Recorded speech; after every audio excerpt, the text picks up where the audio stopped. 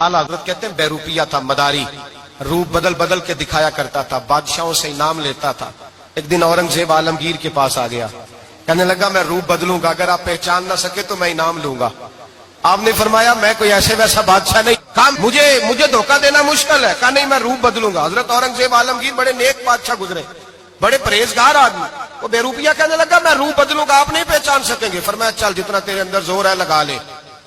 हजरत ने ऐलान किया कि मैंने फौजी भर्ती कर दे, 2 माह के बाद टेस्ट होगा। वो 2 महीने दौड़ता रहा, रंग रूप बनाता रहा, आया टेस्ट देने, 2-3 सिपाहियों का इम्तिहान लिया, उसकी बारी आई तो 10 रुपए दिए, कहने लगे तेरे आने जाने का किराया मैंने तुझे पहचान लिया है। कुछ दिनों के बाद जाने लगे सफर पर, तो भिखारी आ गए खैरात मांगने, उसने भी सारे मुंह पर स्याही मार ली, कपड़े फाड़ लिए, सर के बाल मुंडा लिए, भवें तक कटा ली, बदरंग होके आया, कासा आगे किया तो हजरत ने 10 रुपए डाले, कहने लगे तेरे आने जाने का किराया मैंने पहचान लिया है।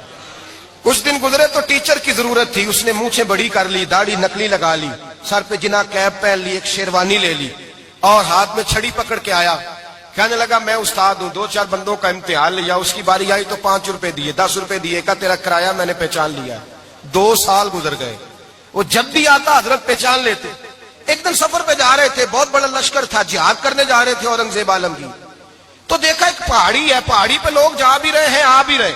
औरंगजेब आलमगीर पूछने लगे यहाँ क्या है, कहने लगे बाबा जी बैठे हैं दुआ करते हैं, अल्लाह के नेक बंदे हैं।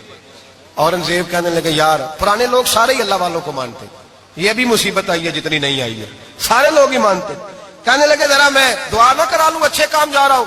औरंगजेब बादशाह थे, बादशाह लोग नाजुक मिजाज होते हैं, घोड़े से उतरे, बड़ी मुश्किल से पहाड़ी पे चढ़े, ऊपर गए तो लाइन लगी है, बाबा जी कार में बैठे, कहने लगे मैंने मिलना, मैं औरंगजेब हूं। उन्होंने कहा हमारा बाबा उस तरह का पीर नहीं कि अमीर आए तो रंग और हो, गरीब आए तो और हो, यहां अगर मिलना है तो लाइन में लग जाओ, सब एक जैसे। अब लाइन में खड़े हो गए, 50 आदमी आगे थे, कहते हैं 51वां नंबर था, थक गया धूप में खड़ा खड़ा। जब मैं पहुंचा गार के दाने तो मैंने बाबा जी के चेहरे पे नजर डाली तो बड़ा नूरानी चेहरा, बड़ी खूबसूरत लबो लहजा। मैंने कहा मेरे जैसा आदमी भी पगड़ी बांध ले तो अच्छा लगने लग जाता है, बड़ा खूबसूरत अंदाज।